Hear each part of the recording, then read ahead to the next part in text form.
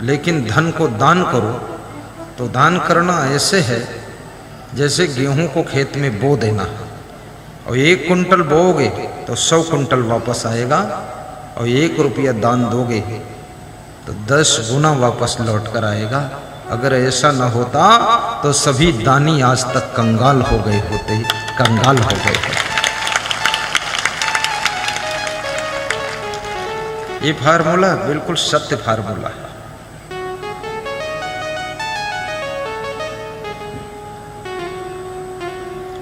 ज्ञान दान करो, ज्ञान बढ़ेगा। प्रेम दान करो तो प्रेम बढ़ेगा, और धन दान करो तो धन बढ़ेगा। आपने कभी नहीं देखा होगा कि कोई सरदार भीख मांगता, देखा?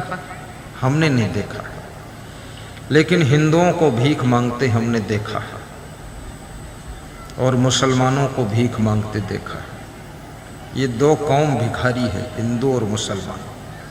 हिंदू कौन? हम और तुम। मुसलमान कौन? जो आए नहीं हैं लेकिन हैं, वो भी सुनते होंगे।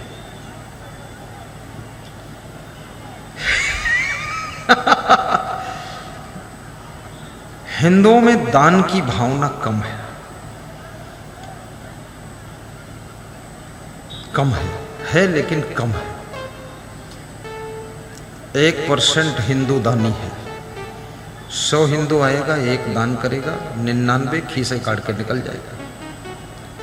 वो समझता हम बड़े खिलाड़ी हैं, क्योंकि खेत में अपने आप जाइए और खेत में गेहूं का बीज मत बोइए, और खाली खेत में घूम के टहल के वापस चले आइए, तो खेत में फसल होगी? नहीं होगी। वो समझता हम होशियार हैं, हमने मुट्ठी भर भी नहीं बोया, हम चुप्पे लौट आए खेत देख के।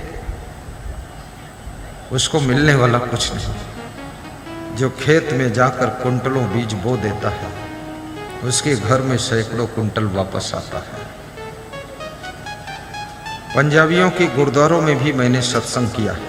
चंडीगढ़ गुरुद्वारे में सत्संग के लिए मैं गया था। 7 लाख श्रोता था। कितना? 7 लाख।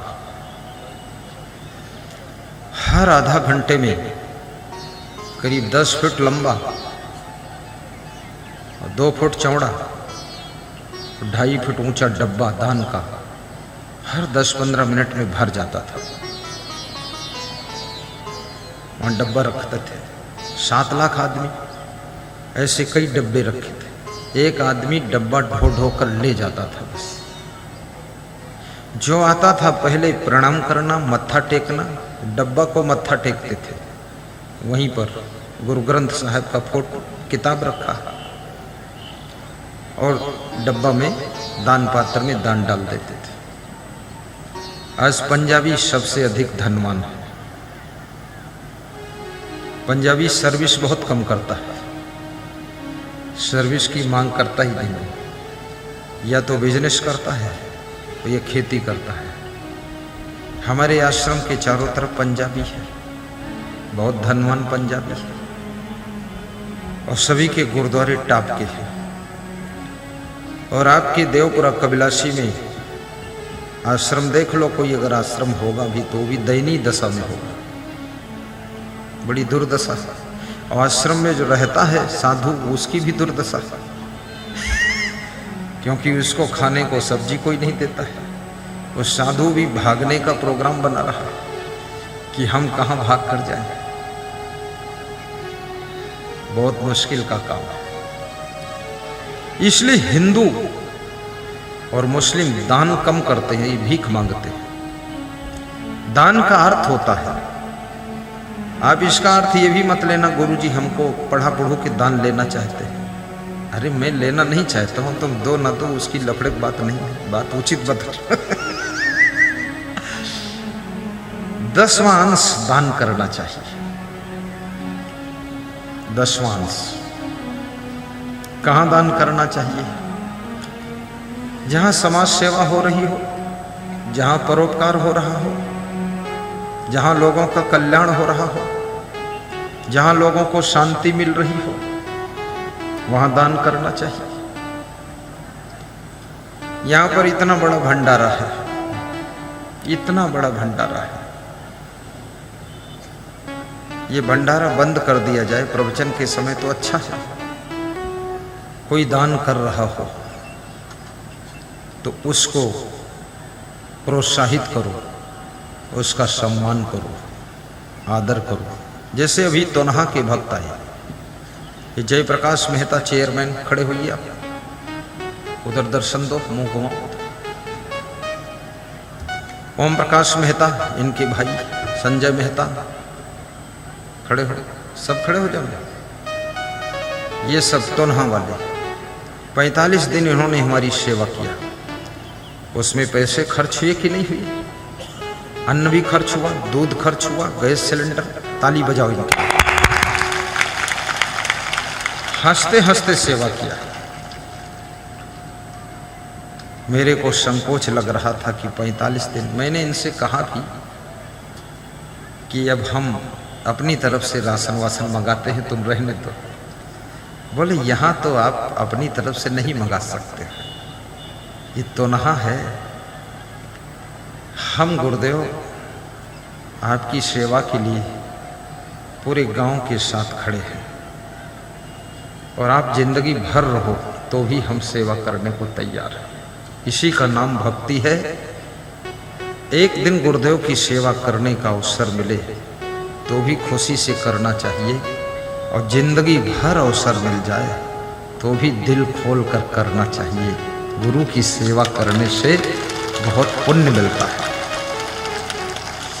फिर गुरु महाभाग्यशाली होता है, महाभाग्यशाली। यदि आपकी रोटी खाएगा तो उसके आशीर्वाद से आपके घर में बहुत बड़ा कुछ होने वाला है, विकास। कोई दिव्य आत्मा का जन्म होगा, आपके घर में कुछ न कुछ विशेष कार्य शुरू होगा जिससे आपकी बहुत बड़ी उन्नति होगी। क्योंकि हम जैसे व्यक्ति का भाग्य जिसके साथ जुड़ जाए वो अभागा कब रहेगा? अभागा रह ही नहीं सकता। क्योंकि एक ज्योतिषी मुझे मिला, राजस्थान में बैठा था, मरायता गांव में, झालावाड़ जिले में। तो मैं पदयात्रा करके आया, छत पर चढ़ा तो मुझे देखा। बोले आपके ललाट की रेखा बहुत प्रचंड है। तो हमने कहा ललाट की प्रचंड है, पैर की? मस्तक की तो हो गई प्रचंड, पैर की बताओ। तो हंसने लगा, बोला आप मजाकिया भी हैं। हमने कहा पूरे हैं, थोड़े थोड़े हैं। पैर की रेखा का हाल बताओ, लो पैर देखो। तो बोला आपके पैर हमेशा आपके लिए गाड़ी लगी रहेगी। तो हमने कहा मैं तो पैदल चलता हूं, मेरी तो हालत खराब है, तुम बताते हो गाड़ी लगी रहेगी। बोला नहीं, ऐसा हो ही नहीं सकता है। तो हमने कहा सच है, मेरे पास बस है, बस में चलता हूं, सच है। फिर बोला कि आप जिसके घर में जिसकी रोटी खा लोगे उसकी सदियों की गरीबी भी दूर होने लग जाएगी, जिसके घर में नाश्ता कर लोगे।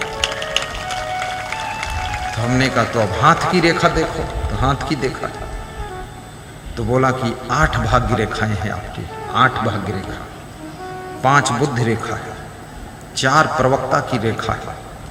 तो हमने कहा दमादम मस्त कलंदर, तब तो मेरा पहला नंबर। बोले त्याग तपस्या वो भी सच्ची है, सच्चे ब्रह्मचारी हैं आप।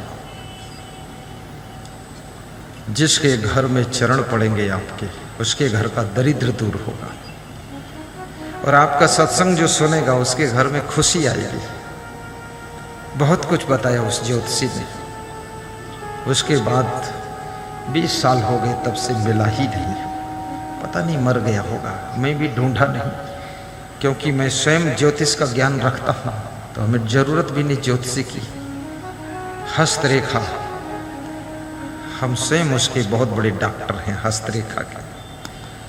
परंतु याद रखना, चाहे रेखा देखो चाहे न देखो, सारी रेखा और सारा भाग्य आपके सुंदर स्वभाव से बनता है। आपके पवित्र कर्मों से बनता है, आपके मधुर व्यवहार से बनता है, आपकी मृदु वाणी से बनता है। इसलिए निवेदन करूंगा, रेखा किसी ज्योतिषी को दिखाने के चक्कर में समय बर्बाद मत करो, बल्कि आप अच्छे कर्म कीजिए, चरित्र को सुंदर बनाइए, स्वभाव को अच्छा बनाइए, हंसमुख रहिए, कृष्ण जैसा प्रभाव बढ़ेगा। मुस्कुरा कर रहिए, राम जैसा प्रभाव बढ़ेगा।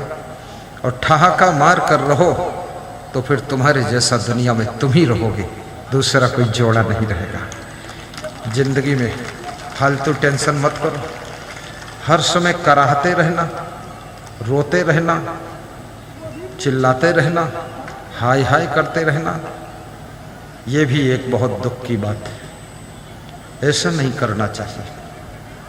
बीमारियों को भी सहो, गम खाना भी सीखो, और बीमारी में लेटने का प्रयास मत करो। महिलाओं से मैं कहूँगा, घर में दौड़ दौड़ कर काम किया करो, और शरीर को थोड़ा सा योगा व्यायाम करके भी हल्का रखो। और काजू मत खाया करो, भात कम खाया करो, और दूध कम पिया करो। और निवेदन करूँगा, थोड़ा सा शक्कर भी कम खाया करो। और पुरुषों से भी कहूँगा कि अगर फावड़ा चलाना है तो सब खा लो, भात और काजू। बैठने वाला काम है, थोड़ा कम खाइए, फिर उसका सुख देखिए क्या सुख है। ये बहुत सही कह रहा हूँ। खाने का मन ना हो तो मत खाइए, कभी कोई मन नहीं होता है। आज हमारे पास फल आए थे खाने के लिए तो मन नहीं था खाने का, मैं थोड़ा थोड़ा खा लिया, छोड़ दिया। फिर मेरा मन था कि पानी पीऊँ ठंडा ठंडा, प्यास लग रही, तो हमारे संत जी ठंडा पानी लाए थे। फिर मेरा मन हो रहा था उसमें इलेक्ट्रॉल डालकर पी लूँ, तो इलेक्ट्रॉल डालकर पिया, नई एनर्जी बनकर तैयार हो गई। शरीर एक साधन है, इसको बहुत संभाल कर रखो। ये शरीर पेट खराब मत होने दो, पेट में कॉन्स्टिपेशन बनने मत दो, पेट में कब्जियत मत होने दो, पेट को साफ रखो। इसके लिए अमृता चूर्ण, मेदोहर चूर्ण श्री चेवन आयुर्वेद कंपनी का यहाँ बिक रहा है। एक बार ले लोगे आधा चम्मच, सवेरे सब सफाया मिलेगा, पेट का सफाया हो गया। पेट का मतलब पेट के अंदर मैल का सफाया, पेट तो रहेगा, पेट की गंदगी साफ हो जाएगी। और ये मत सोचना पेट ही खत्म हो जाएगा तो खाएंगे कहाँ फिर।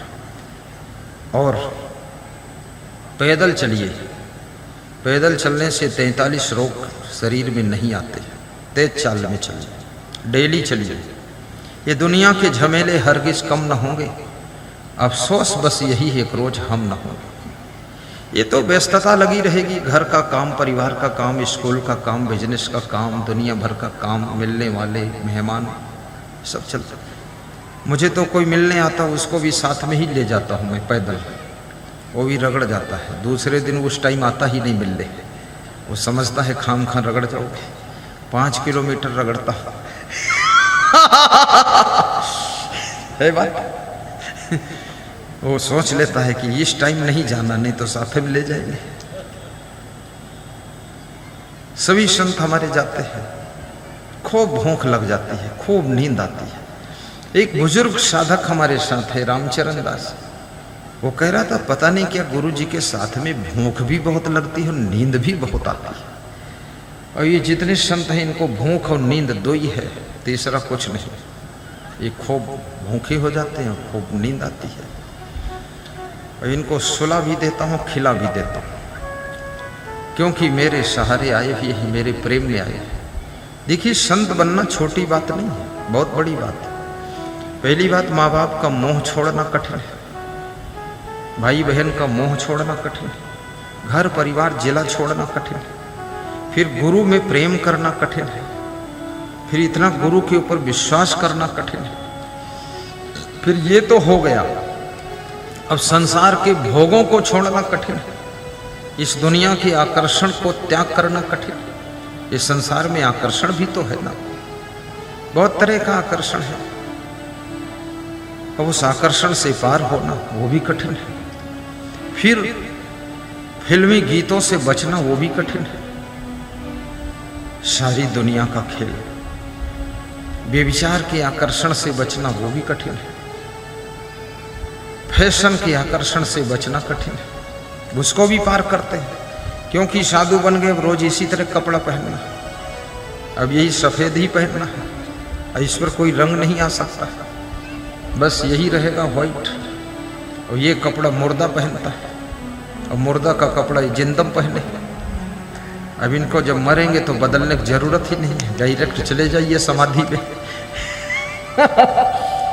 क्योंकि ये तो मुर्दे के वस्त्र हैं, कफन। मृतक चिन्ह सो जानिए गुर कफनी कौपीनी, चिता भूमि से न डिगे जो जग मृत्यु लेगी। संत जो है बहुत महान होता है, ये मोह से पार होना कठिन है। और याद रखना, ब्रह्मचर्य का पालन करना भी एक बड़ी तपस्या है, बड़ी तपस्या है। कितने संत भी फिसल जाते हैं, ज्यादा लल्लो चप्पों में पड़ गए, कोई लल्ली देवी से ज्यादा खीसे काढ़ने लगे, बस जय राम जी की हो गया, चुन्नू मुन्नू आने लगे उनके, बस पुत्र रतन की प्राप्ति हो गई, बिगड़ गया दिमाग। इसलिए संत को माताओं बहनों से बातें भी कम करना चाहिए, उनसे सट के बात नहीं करना चाहिए। और जिस मकान में माताएं बहनें रहती हों, उस मकान में उनको सोने की हिम्मत नहीं जुटाना चाहिए, अलग रहो। क्योंकि शास्त्र कहते हैं, जब मतंग ऋषि के आश्रम पर शिवरी गई थी तो उन्होंने शिवरी से कहा था, बेटी पंपा सरोवर के किनारे अलग कुटिया बना कर रहो, मेरे आश्रम पर मत रहना, क्योंकि कलंक लग सकता है। संत महात्मा का धन ब्रह्मचर्य धन है, भक्त का धन श्रद्धा धन है। आपके पास में भक्ति को जीवित रखने के लिए यदि कोई शक्ति है तो वो श्रद्धा है। संत की तपस्या को बरकरार रखने के लिए यदि कोई शक्ति है तो ब्रह्मचर्य है। और जिस संत में ब्रह्मचर्य कंप्लीट है, याद रखना, उसके नाम का सुमिरन करोगे तो कष्ट से पार हो जाओगे।